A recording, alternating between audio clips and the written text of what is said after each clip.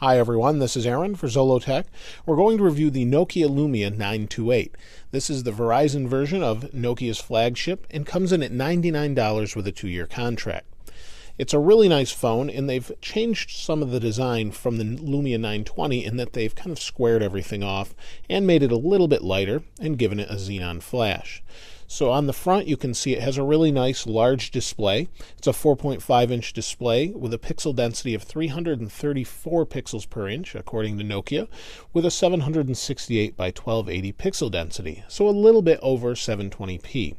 It's an AMOLED display and it's really nice and vibrant, works great in the sunlight, and has great touch responsiveness. We'll talk more about that in a moment.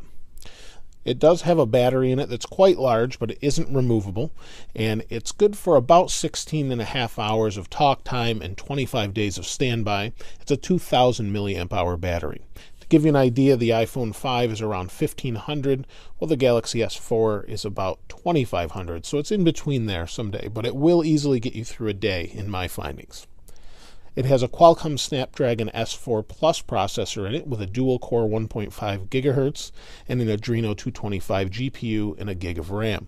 It also has 32 gigabytes of internal storage, but it's not expandable, so you have to deal with just 32 gigabytes, and there's actually a little bit less than that after the operating system. On the front we have a forward-facing camera that comes in at 1.2 megapixels, and on the back we have an 8.7 megapixel PureView camera that's stabilized with hardware, so it doesn't use software. It's got a little mount that it sits on inside. On the back you can see there's a microphone here, a little speaker down here. On this side we have our volume rocker, power button, and then camera button. Again, on the front we have our camera, speaker here for your ear, and then on the bottom we have a microphone. On the top we have a 3.5 millimeter headphone jack. This is our SIM card slot. Then our micro USB and another microphone. Nothing on this side. Nothing on the bottom other than some FCC required things. And that's pretty much it. It feels really good in the hand. It's a little bit slippery, but it really feels high quality, and the display kind of curves off to the side, so it's really nice. Let me turn it on here. I've booted up Windows Phone 8, and you can see here's the typical lock screen. I'll scroll up here, and everything's fast and fluid. Everything moves really nicely. You can open up Xbox, it'll load quickly. And it's really a very nice phone. Looks great in sunlight, and normally has really good battery life. You can see I'm critically low right now, but signal strength is good for phone calls. I really have great reception with this particular phone, and I can't complain as long as you like Windows Phone 8. Windows Phone 8 has really come quite a long way, and there's quite a few apps available for it. In fact, I've got 16 updates right now.